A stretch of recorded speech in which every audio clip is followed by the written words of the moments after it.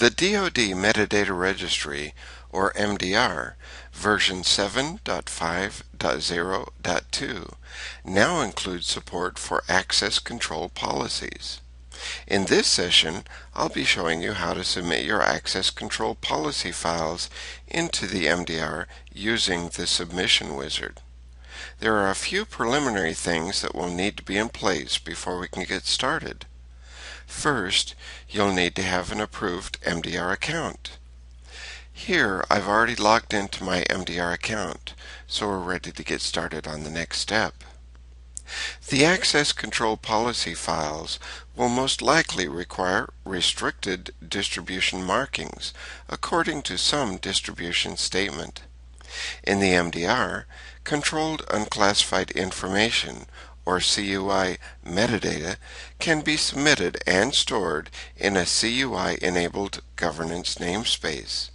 To learn more about how to submit, view, and download CUI metadata, see the Controlled Unclassified Information link on the MDR help page. Go to the Help link on the left-hand side, click Help, and then about halfway down the page you will see the Controlled Unclassified Information link. Clicking on this link will take you to the Controlled Unclassified Information Help page. Here you'll find Help about CUI. When you're ready to submit your access control policy files into the MDR, go to Publish, Submission Wizard, and then browse through your local computer files to find the access control policy files that you want to upload. In this case, I have a number of different files that I'm going to be working with, and I've placed all of those files into a zip archive called bookshop 7502.zip. So I'm going to grab that file, open it, and then click on the Upload button to upload that zipped archived file. The submission wizard parses through the zip file and pulls out all of the different documents that I've uploaded. The first document that shows up there is a schema document called bookshop.xsd, and we're going to create the IRs for the global components and for the file for that schema document. The other uploaded file types that have been selected for us are an XML schema document for the .dtd file, and this .gif is a graphics file, so we're going to leave that as an amplifying document. You'll notice that there are three files with the .sch extension. Those are schematron files, so we'll leave those file types the way they are as well. We have a bookshop.wisdl file, and we have a number of XML files. The first XML file is bookshop.xml, and I'm going to change the type from amplifying document to XML sample on this particular file. The next one is a bookshop styled.xml. That lists it as an amplifying document. I'm going to change that to an XML sample as well. Down in the bottom, the con genre and the con yes no are what are called domain value documents. So I'm going to select domain document for those two. But the files that we're really interested in today are the rules 1, 2, 3, and 4 files. These are our access control policy files. So what I'm going to do is change the file type from amplifying document to access control on all 4 of our rules files.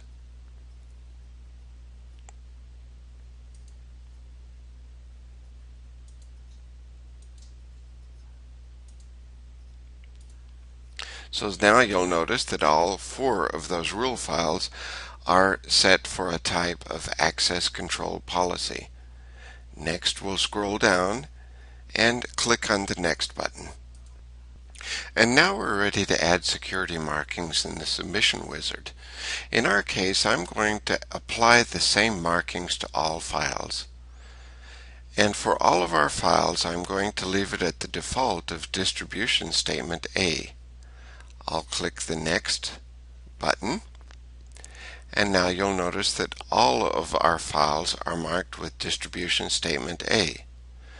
Now I'm going to scroll down to our 4 rules, which are access control policy files, and I'm going to change the distribution statement from A to something else.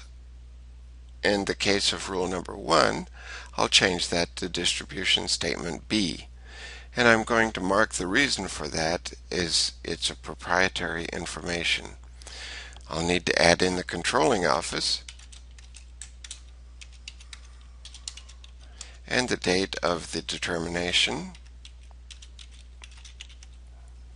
And then I'll go to rule 2, and we're going to mark this as distribution statement C.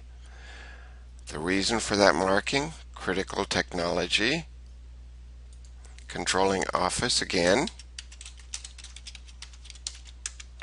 and the date of that determination.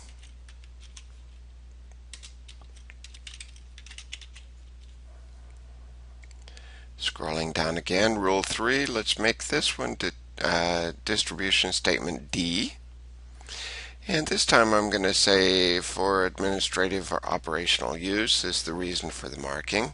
Controlling office, again we'll use FGM testing.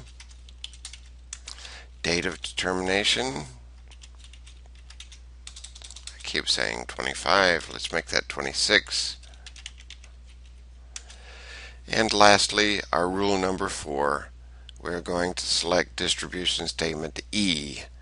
And for this one, I'm going to call this test and evaluation. Controlling office. And this time, to keep myself from picking the wrong date, I'm going to use the calendar picker, and I'm going to select the date of the 26th of August 2011. So now you'll notice that all 4 of our rules have been marked with a distribution statement of something other than distribution statement A. Scrolling down to the bottom of the page, we need to check the box confirming that the markings that we have given to our package, to our files, is correct. Click on the next, and now we're ready to enter our package information. Submission name, we'll call this Access Control Policy Test. Version number 7.5.0.2. Effective date 08/01/2001. I'm just going to select a little bit different effective date. I'm going to backdate it a little bit. Add a definition, some comments,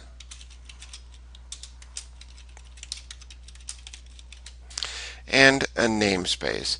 And as I've mentioned before, we need to select a namespace that has been CUI enabled. In our case, I know that there is a namespace called training, and I'm going to try to find that namespace called training. And it's not the first one that I found, so I'm just going to keep clicking on the find button until I get the namespace that I want. And here is the namespace called training for Metadata Registry training. I'll click on that namespace, and that has now selected the training namespace. I know that the training namespace has been CUI enabled. Therefore, it is going to allow me to upload these CUI access control policy files, and the namespace is CUI enabled and will allow me to do that. The creator can be changed to someone other than yourself. The default is the person who is submitting. And the initial status, I'm going to make the status of this particular package operational. If you would like, you can also add a file URL to help users to find the files that they may be looking for. However, in the case of a CUI marked file for instance our access control policy files marked with something other than distribution statement A, you are not allowed to apply a relative URL to those files. So you'll notice that the block is not available for us to add a relative URL to those CUI marked files. Alright, we're going to leave it the way it is and click on the next button. And now we have the happy message that our submission package is valid and it is ready for submission into the MDR. Click on the Submit Package button and our package has been successfully submitted into the MDR and is awaiting review by a member of the MDR team.